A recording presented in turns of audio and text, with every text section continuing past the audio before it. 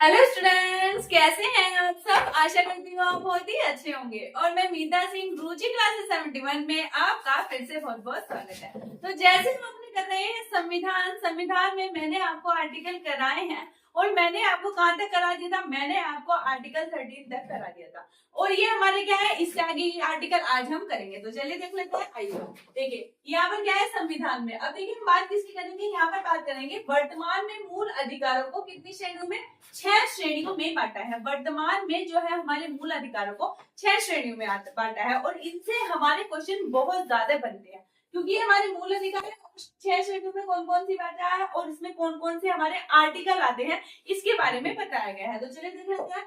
समता का अधिकार, समता का अधिकार हमारा आर्टिकल 14 से लेके 18 तक आता है। कहां तक आता है समता का अधिकार? समता का अधिकार आता है हमारा आर्टिकल 14 से लेके 18 तक। ये बात आपको याद रखनी है। एक क्वेश्चन यहीं से बनता है, एक दो क्वेश्चन ये बनता है कि मूल अधिकारों को कितनी श्रेणियों में बांटा है, तो 6 श्रेणियों में बांटा गया है। फर्स्ट नंबर की बात करूं तो क्या आता है, समता का अधिकार। समता का अधिकार हमने आर्टिकल 14 से लेकर आर्टिकल 18 तक, 14 से लेकर 18 तक हमने इसमें क्या करा है, बांटा है। समता का अधिकार आएगा। क्वेश्चन में आपसे ये भी क्वेश्चन पूछता है।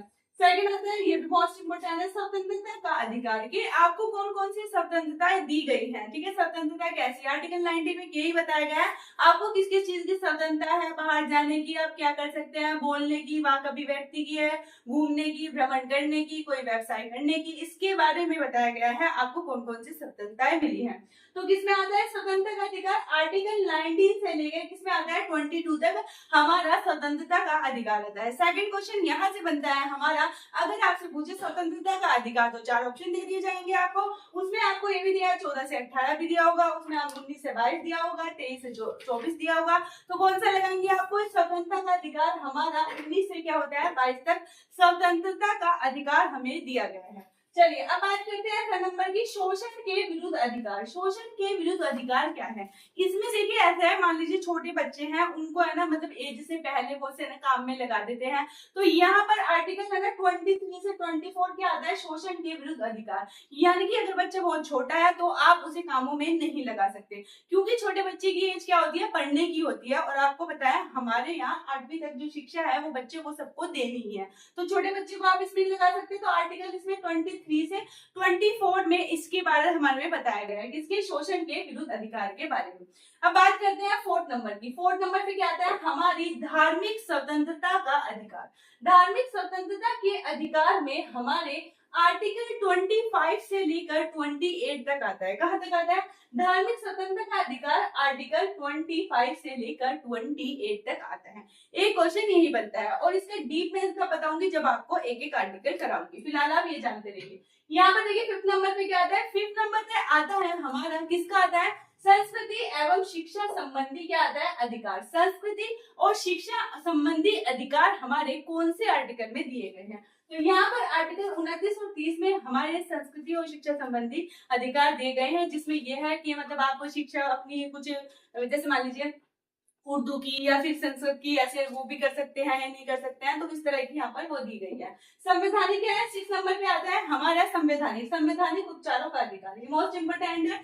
संवैधानिक उपचारों का अधिकार किसे कहा गया है, आर्टिकल 32 को हमारे संवैधानिक उपचारों का अधिकार कहा गया है। इससे भी हमारे बहुत ज्यादा क्वेश्चन बनते हैं कि संवैधानिक उपचारों का अधिकार कौन से आर्टिकल में आता है। तो आर्टिकल 32 में आता है ये हमारा। चलिए सबसे पहले नंबर पे बात करते हैं, हम आ जाते हैं अपने समता का अधिकार। मैंने आपको बताया समता का अधिकार आर्टिकल 14 से लेके आर्टिकल 18 तक आता है।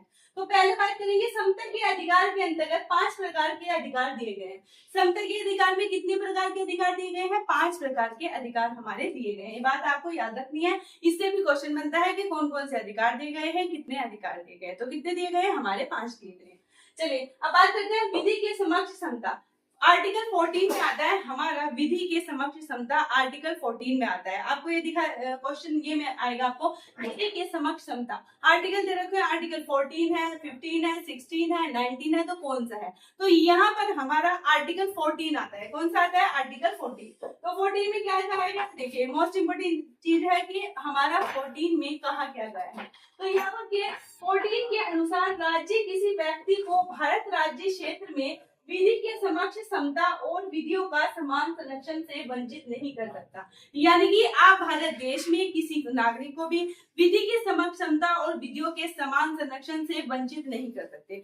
अगर आप ऐसा करते हैं तो वो क्या कर सकता है, व्यक्ति कोर्ट में जा सकता है, उसे इसके लिए न्याय दिया जाएगा। चलिए और बात करते हैं यहाँ पर। देखिए व्यक्ति के बारे में बात की गई है। व्यक्ति की मतलब यहाँ से क्या बात हुई है, व्यक्ति का मतलब चाहे तो वो भारत का नागरिक हो, देखिए चाहे तो वह नागरिक हो चाहे गैर नागरिक हो, तो दोनों के लिए संरक्षण की बात हुई है। ये नहीं कि जो बंदा भारत का नहीं है उसे यहाँ पर संरक्षण नहीं दिया जाएगा, नहीं, दोनों के लिए यहाँ बात की गई कि चाहे वो नागरिक हो चाहे वो गैर नागरिक हो। आर्टिकल 14 दोनों को ही क्या देता है, संरक्षण देता है। यहाँ पर बात करते हैं विधि के समक्ष समता। क्वेश्चन हमारा यहाँ से बनता है कि विधि के समक्ष समता हमने कहाँ से लिया है। तो विधि के समक्ष समता जो हमने दिए है वो अपने ब्रिटेन के संविधान से लिया है। जैसे मैंने आपको स्टार्टिंग में बताया था जब मैंने संविधान स्टार्ट किया था कि हमने क्या किया है, हमने 60 देशों का संविधान पढ़ा है, उसके बाद अपना संविधान बनाया है। जो चीजें हमें जहाँ से अच्छी लगी वो हमने वहां से ले ली है। तो इसलिए यहाँ पर अगर आपसे पूछे विधि के समक्ष समता हमने लिया कहाँ से है, ये क्वेश्चन बहुत ज्यादा आता है। तो ये हमने कहाँ से लिया है, ये हमने लिया है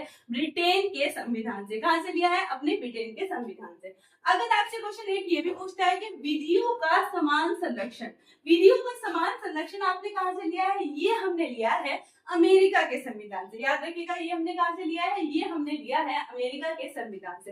दो क्वेश्चन ये बनते हैं, ये पेपर में बहुत ज्यादा आने वाला क्वेश्चन है। चलिए अब देखिए बात करते हैं अमेरिका के संविधान से लिया है। अब देखिए विधि के समक्ष समता और विधियों का समान संरक्षण से यहाँ क्या मतलब है।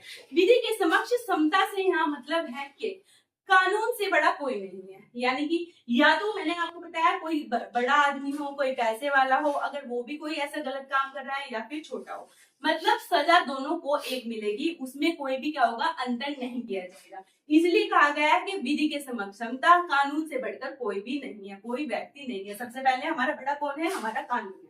जो जैसी गलती करेगा उसे वैसी सजा दी जाएगी। अब विधियों के समान संरक्षण का मतलब क्या है, देखिए विधियों के समान संरक्षण का मतलब ये है कि यहाँ पर समान परिस्थितियों वाले लोगों पर कानून समान रूप से लागू होगा। समान परिस्थितियों वाले, जैसे देखिए अब मान लीजिए कोई बच्चा है 18 साल से कम है, उसने कोई अपराध कर दिया है, कोई मर्डर वगैरह कर दिया, तो उसको क्या कहा जाएगा, उसकी सजा अलग होगी। अगर वो 18 साल से ऊपर का है तो उसे सजा अलग दी जाएगी। आपको पता है 18 साल से कम होती है तो सुधार गृह में भेज दिया जाता है, उसमें क्या होता है 2-3 साल के लिए रखा जाता है, सुधार जाता है। लेकिन अगर वो 18 से ऊपर का है तब क्या होता है, तब आप उसे पता है उसे 9 साल की 10 साल की भी सजा हो सकती है। तो यहाँ पर इसलिए बात कही गई है कि यहाँ पर समान विधियों, समान परिस्थितियों वाले लोगों पर कानून समान रूप से लागू होगा। मतलब उसकी स्थिति देखी जाएगी, उसकी अकॉर्डिंग क्या होगी, यहाँ पर सजा दी जाएगी। तो यहाँ पर विधियों का समान संरक्षण इस बात से कहा गया है। अब देखिए आर्टिकल हमारा 15, ये तो होगी हमारी 14 की बात। आर्टिकल 15 में हमारे क्या बताया गया है, 15 में बताया गया है धर्म आदि के आधार पर भेदभाव प्रतिबंधित है। यानी कि धर्म के आधार पर आप किसी से भेदभाव नहीं कर सकते, ठीक है। और यहाँ पर अगर 15 फर्स्ट में हमारा लिखा गया है धर्म, मूल, वंश, जाति, लिंग और यहाँ क्या होता है, जन्म स्थान, इन पांचों के आधार पर आप भेदभाव नहीं कर सकते हैं। राज्य किसी भी नागरिक के साथ भेदभाव नहीं करेगा। आर्टिकल 15 के फर्स्ट में हमारा लिखा गया है कि राज्य इन आधारों पर किसी से भेदभाव नहीं करेगा।